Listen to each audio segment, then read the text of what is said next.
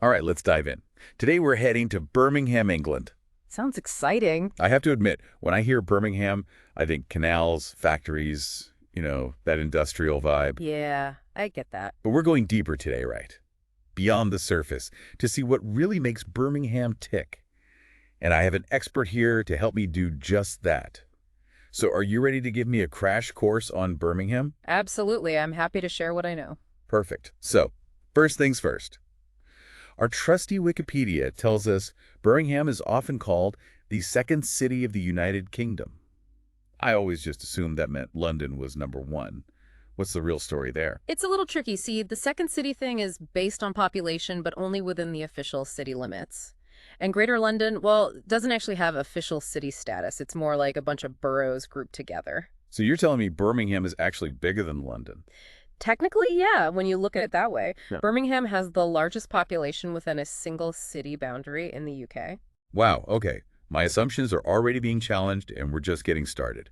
So how did Birmingham go from a small town to this massive city we're talking about? Well, it's a story of change and growth. Think about a medieval market town, small, focused on local trade. Then fast forward and it becomes a major player in the Industrial Revolution. I see. So it's not just about factories and mass production. Not just that, of course those were important, but Birmingham's real strength was its skilled trades. Think craftsmanship, innovation, a constant push to improve and invent new things. Like always pushing the Well, yeah. boundaries. Here's a crazy fact. During the peak of the Industrial Revolution, people in Birmingham registered 3 times as many patents as any other British city. 3 times. 3 times. Shows you how inventive this city was. Wow. So what kind of things are we talking about? What did they invent in Birmingham? Oh, so many things. Things that changed the world, like the first blast furnace to use coke, which completely changed how iron was made, or the first cotton mill, the beginning of a huge industry. Oh, and this might surprise you, the postage stamp. No way. The postage stamp. In Birmingham. In Birmingham, it's crazy, right? Can you imagine a world without these inventions? Seriously. It's like those factories and canals aren't just old buildings. They're where things we use every day came from.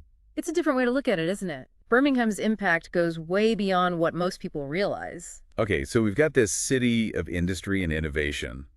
But I gotta be honest, a picture in my head is still kind of, gritty. Lots of factories, maybe not the prettiest place. Is there another side to Birmingham? Absolutely. Birmingham's industrial side is definitely a big part of its story, but there's this whole vibrant cultural scene that often gets overlooked. Okay, tell me more about that. What else should I be picturing? Imagine world-class institutions like the City of Birmingham Symphony Orchestra and the Birmingham Royal Ballet. Amazing performances, beautiful venues, centuries of cultural history. All right, that's adding a bit of elegance to the picture. But what about something a bit more modern? Does Birmingham have a contemporary art and music scene too? Oh, definitely. It's a city bursting with creativity. You've got jazz, a lively bongo scene, and even a strong rock and roll heritage. Iconic heavy metal bands like Black Sabbath. Hey, Black Sabbath is from Birmingham. Birmingham born and bred. That's awesome. So we've got classical music, ballet, jazz, bhangra, heavy metal. Birmingham seems to be a city that embraces it all. Exactly. It's a place where different influences come together and create something new and unexpected. It's always been a city of contrasts. And speaking of unexpected, we have to talk about those canals. Everyone always says Birmingham has more canals than Venice. Is that true? And is this a fun fact, or do those canals still matter today? It is true, but they play a different role than in Venice. In Venice, the canals are the city. In Birmingham, they were built for industry, for transporting goods during the Industrial Revolution. So they're not filled with gondolas and romantic boat rides. Not quite. But they have their own charm. Lots of the canals have been restored, and now you find cafes and bars along the water, even people living in houseboats. It's this cool mix of history and modern life. Fascinating. All right, so canals might not be the main attraction. But you know what else surprised me? Birmingham has more parks than any other European city. It's true. Birmingham is full of green spaces, a breath of fresh air right in the city. It definitely challenges the idea of Birmingham as just a gray industrial landscape. My mental image of Birmingham is definitely changing as we talk. We've got green spaces, cultural hotspots, a history of innovation. It sounds so dynamic. It really is. Birmingham keeps you guessing, always revealing something new and unexpected. This is just the beginning, right? I feel like we've only just scratched the surface of what Birmingham has to offer. Oh, absolutely. There's so much more to explore. The diverse communities, the food, the modern-day challenges and triumphs. Birmingham's story is far from over. Well, I'm ready to dive in deeper. But first, let's give our listeners a moment to process all this new information. We'll be back soon to continue our exploration of Birmingham, uncovering even more hidden layers and unexpected stories. Welcome back to our Birmingham adventure. Before the break, we were admiring those amazing green spaces, places like Sutton Park and the Birmingham Botanical Gardens. But I think we need to talk about some of the challenges Birmingham faces. Our source mentions some financial difficulties the city has been dealing with. Yeah, that's a good point. We've been talking about innovation and culture, but it's important to look at the whole picture. What are some of the reasons for these financial struggles? It's complicated with a lot of factors involved. Remember how we talked about Birmingham industrial boom? Well, after World War II, things started to change. The government wanted to spread industry more evenly across the country, so they put some limits on how much Birmingham could grow. So it wasn't just what was happening within Birmingham, but also decisions being made outside the city. Right. The idea was to help other areas, but it kind of backfired for Birmingham. It made them rely too much on certain industries, like car manufacturing, which made them vulnerable when those industries struggled. And then the recession in the early 1980s hit. Exactly. And it hit hard. The economy took a huge downturn, unemployment shot up, and there was a lot of unrest in some parts of the city. It's a reminder that these economic downturns aren't just about numbers. They affect real people's lives, their families, their communities. Absolutely. It's about people's livelihoods and their hopes for the future. And these historical events have had a lasting impact on the financial situation in Birmingham today. But Birmingham seems like a resilient city, a city that's always adapting and reinventing itself. You're right. There's a lot of positive change happening, too. We've seen redevelopment in recent years, especially in the city center. Think of the Bullring shopping center, the new library, and areas like Brindley Place that used to be industrial but are now thriving hubs. So it sounds like there's this tension between the historical challenges and the push for renewal and new opportunities. Yeah, that's a good way to put it. Birmingham is always evolving, figuring out how to honor its past while moving towards a modern, diverse, and sustainable future. It's this constant push and pull that makes it such an interesting city. Speaking of people, our source mentioned something really interesting. Birmingham has a really young population. Apparently 40% of the people there are under 25. That must give the city a certain energy. Absolutely. You can feel the youthful energy in Birmingham. It's a city that welcomes change and new ideas. Having so many young people brings this infectious dynamism to the city. I bet that influences the culture, too. Definitely. The cultural scene in Birmingham is incredibly diverse, reflecting the backgrounds and interests of its people. And it's not just about fancy art galleries or big theaters. There's a huge independent scene with music venues, art spaces, and just this general creative spirit you can feel everywhere. It reminds me of that City of a Thousand Trades nickname. It's like that spirit of innovation has moved beyond industry and into the arts and culture as well. You got it. Birmingham has always been a city of creators and doers, people who aren't afraid to experiment and push boundaries. And you can see that in its cultural landscape today. And it's not just attracting local talent.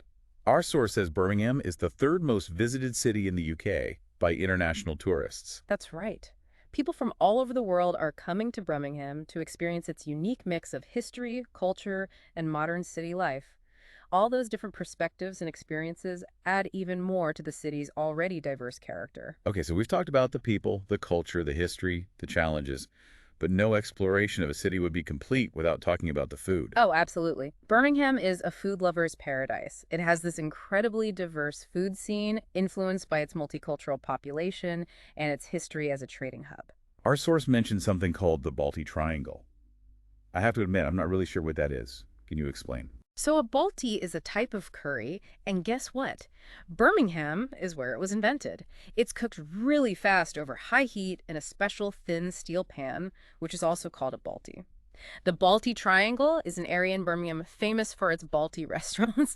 People come from all over just to try it. Let me get this straight. Birmingham, Well, the birthplace of the postage stamp, the industrial steam engine, and now the Balti curry. What haven't they invented? you got me. And speaking of culinary inventions, we can't forget about Cadbury chocolate. Of course. Cadbury is practically synonymous with Birmingham, isn't it? It's amazing to think those famous purple wrappers originated right here in this city. You can actually visit Cadbury World in the Bourneville area and see how they make the chocolate. It's a really popular attraction. Okay, try a Balti curry and visit Cadbury World are going straight on my Birmingham to-do list. But let's get back to those amazing green spaces for a minute. We know Birmingham has tons of parks. Which ones are must-sees? One of the most impressive is Sutton Park in the north of the city. It's actually the biggest urban park in Europe and a national nature reserve. It's huge, with woodlands, meadows, and even wild deer roaming around. Wait, deer right in the city? That's wild. It's a great place to escape the city noise and reconnect with nature. And if you prefer something a bit more organized, there are the Birmingham Botanical Gardens near the city center. They were designed by J.C. Loudon and are just beautiful. So you've got wild, sprawling nature at Sutton Park and a more curated experience at the Botanical Gardens, something for everyone. Every time we dig a little deeper into Birmingham, we find even more diversity and unexpected charm. I know, right? Birmingham breaks all the stereotypes. It's a city that embraces its past while always looking to the future, finding creative ways to combine history, nature, and city life. I feel like we've covered a lot, but there's still so much more to uncover.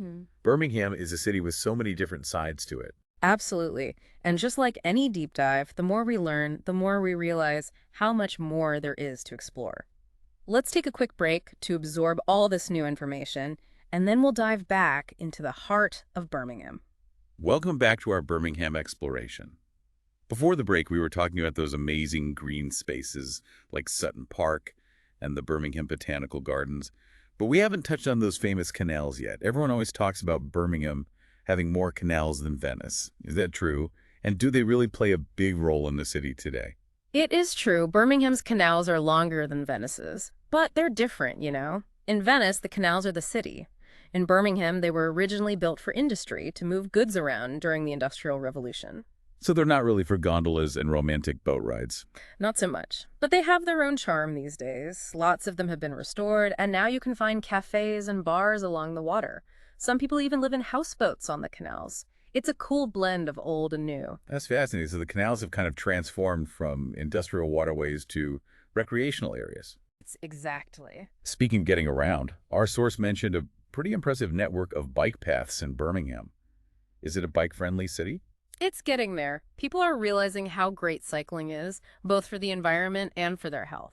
So Birmingham has been investing in bike paths and infrastructure, making it easier and safer for cyclists. So you have canals, parks, bike routes. It seems like Birmingham is really embracing green spaces and sustainable transportation, a far cry from that image of a smoky industrial city. I know, right? That's what's so interesting about Birmingham. It's holding on to its industrial heritage while still looking ahead, trying to find ways to be more balanced and sustainable. Okay, I want to switch gears a bit now and talk about something that really fascinates me. Birmingham's literary connections. We talked about Tolkien earlier, but it seems like there's a whole literary scene in Birmingham. Birmingham has a rich literary history, and it continues to inspire writers today, poets, playwrights, novelists. The city has produced so many different voices. Our source mentions a Tolkien trail that follows places that are said to have inspired Tolkien's work. That sounds amazing for any Lord of the Rings fan. It is. People love it, especially if they want to see the real-life places that sparked Tolkien's imagination. It's a reminder that even in a city, nature and history can inspire creativity, like Tolkien's childhood home in Sarehole. It's a museum now, but it's said to have been the inspiration for the Shire in his books. Wow, to think that such famous literary landscapes came from the streets and surroundings of Birmingham. It makes you wonder what other stories and inspirations are hidden there, just waiting to be discovered. Birmingham is full of hidden gems in its physical landscape and in its culture. It's a city that rewards curiosity and exploration. Well, I think it's safe to say that this deep dive into Birmingham has really opened my eyes. We've debunked some myths, uncovered some hidden gems, and I think we both have a new appreciation for this dynamic and ever-changing city. I came into this with a pretty limited view of Birmingham, but you've completely changed my perspective. I'm glad to hear that. Birmingham is a city that often gets overlooked, but as we've seen, it has so much to offer. It's a city with a rich past, a vibrant present, and a future full of possibilities. And to all our listeners out there, I encourage you to take what you've learned with us and explore further. Discover your own hidden gems, Challenge your own assumptions and experience the magic of Birmingham for yourselves. You might be surprised at what you find. Thanks for joining us on this deep dive into Birmingham. Until next time, keep exploring.